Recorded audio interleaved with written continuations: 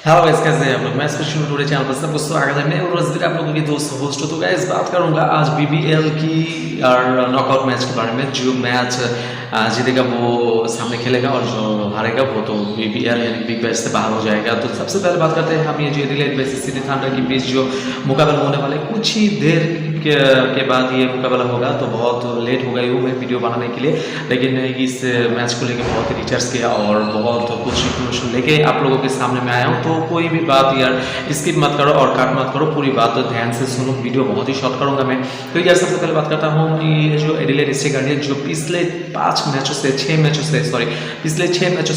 से ही जीता है ये जो टीम है। तो ऐसा लगता है कि ये जो टीम है वो कप लेके छोड़ेगा, अपनी हार नहीं मानेगा। क्योंकि पहले तो वो बिल्कुल फॉर्म में नहीं था, सभी बॉलर की दौड़े हुई थी, कोई भी बैट्समैन छंद में नहीं था, सभी बैट्समैन जो 1-2-3 करके आउट हो जाती थी।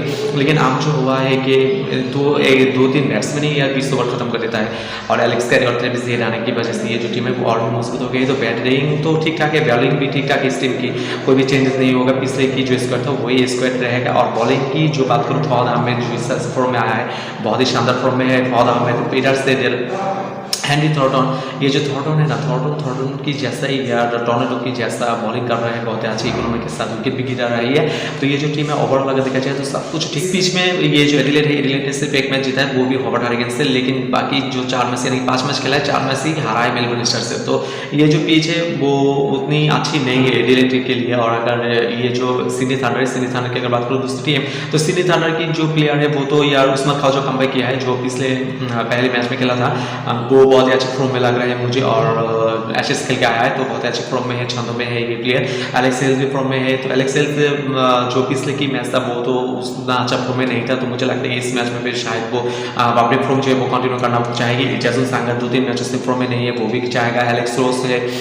तो सब मिला के अगर देखा जाए तो ये जो एडिलेड की बैट्समैन है ना, वो बहुत ही स्ट्रॉन्ग बैट्समैन है। और अगर बॉलिंग लाइन की बात करो तो बॉलिंग लाइन भी ठीक ठाक है। डैनियल सैम्स है, नेथन मैकनरो है, क्रिस ग्रीन है, इसके साथ साथ यार तानवीर सांगा और ये जो गुरिंदर शांडू है ना, ये भी अच्छी बॉलिंग कर लेती है। तो ये जो एडिलेड सिडनी थंडर की अगर बैटिंग बॉलिंग सब कुछ मिला के देखा जाए तो ये भी टीम जो है वो ठीक ठाक है। क्योंकि ये ठीक ठाक टीम नहीं होता तो ये जो नॉकआउट मैच है वो तो नहीं खेल पाता। और एडिलेड और सिडनी थंडर की अगर इस साल बीबीएल की बात करूँ तो 2 मैच हुए हैं, दोनों मैच ही यार सिडनी थंडर ने बाजीमात कर दिया था। और दोनों मैच ही यार रनों से जीता है। सिर्फ इतना ही नहीं, ये जो टीम है बहुत ही क्या बताओ कि स्ट्रॉन्ग है। लेकिन एडिलेड जो है सामने उसकी बॉलिंग लाइनअप जो है वो बहुत ही अच्छी है। तो मुझे नहीं लगता है कि एडिलेड की जो खराब परफॉर्मेंस था उस समय तो जीता था, तो इस मैच में जो है वो बहुत ही काटेका होगा। और ओवरऑल अगर पिच की बात करूँ तो पिच जो है मेलबोर्न क्रिकेट ग्राउंड पर खेला होगा। तो ये जो मैच है बहुत ही क्या बताओ कि सेकेंड बैट को ज़्यादा चांसेस देती है। इस पिच में ओवरऑल अगर देखा जाए तो 9 मैच हुआ है, 4 मैच जीता है फास्ट बैटर्स, 5 मैच जीता है सेकेंड बैट। तो मेरी सबसे ये जो मैच है ये मैच भी चेजिंग होने वाला है, ये जो एडिलेड और सिडनी थंडर की मैच है। और इस पिच की एवरेज को देखा जाए तो 170 हो सकता है एवरेज स्कोर। और सेकेंड इनिंग्स जो अगर एक बात तो और है वो है कि 160 के नीचे अगर रन बनता है तो ये जो मैच है वो सेकेंड टीम यानी कि चेजिंग टीम जीत जाएगी। और अगर 180 कर लेती है, 175-80 कर लेती है तो ये जो मैच है वो फास्ट बैट यानी कि डिफेंडेड हो जाएगा। तो मेरी तो ये प्रेडिक्शन है। लेकिन मेरे ओवरऑल अगर देखा जाए तो सब कुछ मिलाकर अगर मुझे लगता है कि ये जो मैच है वो सिडनी थंडर अपना नाम कर सकता है। तो आप लोगों को क्या लगता है मुझे नीचे जरूर कमेंट्स कर दो और उसके साथ साथ वीडियो को लाइक कर दो, चैनल को सब्सक्राइब कर दो।